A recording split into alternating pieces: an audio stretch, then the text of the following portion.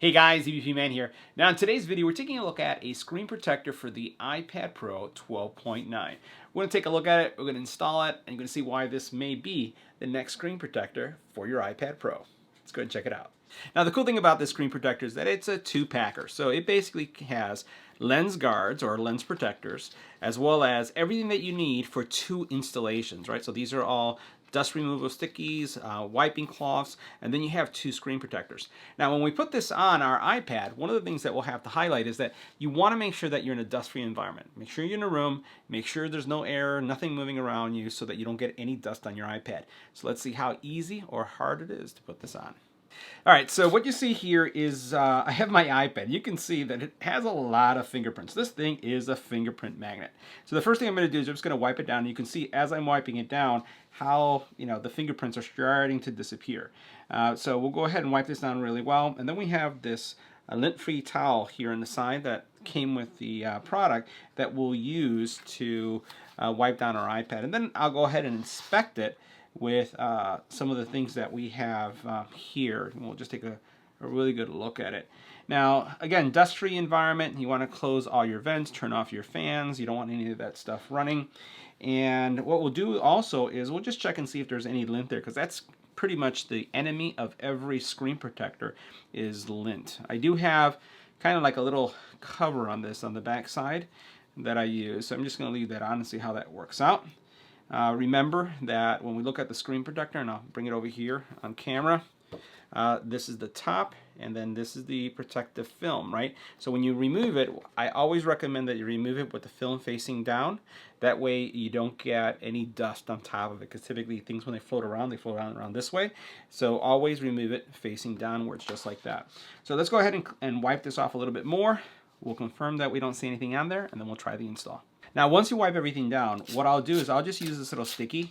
Again, this is a dust remover, right? So I'm just going to go through and try to make sure I cover every part of the iPad to make sure that there isn't any dust in its place. And if I do that well, what will end up happening is when I put on the screen protector, there's not going to be any dust underneath it. All right, so I went through the entire iPad with that little sticky remover or dust remover, and now what I'm going to do is I'm going to start removing the plastic film face down like I described before. And what I'm going to do is I'm going to place the iPad in an angle, because this kind of is like the way that it works best for me.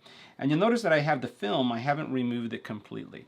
This is kind of a technique that I've been using for a very long time to put on screen protectors, because it gives me the ability to kind of really adjust the screen protector. So what I'm looking for is making sure that everything aligns on these angles. And the nice thing about that is when you're working with it, you can actually see, you can let it go and you don't have to worry about it sticking there.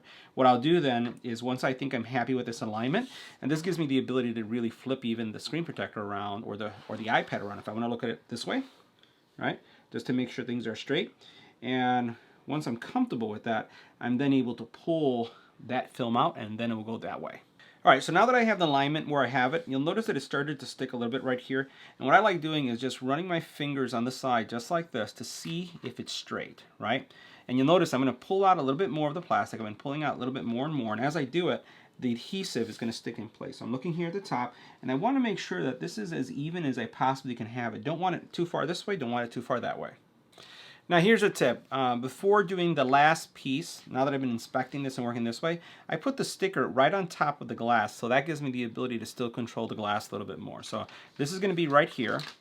I'm going to remove it from, it got attached right there.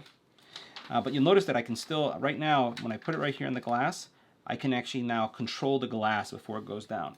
So I'm going to use this, I'm going to put a little pressure on there, to hold the glass before I rest it. So I'm removing the plastic just like that, and now I can just let it go and see if I'm happy with this.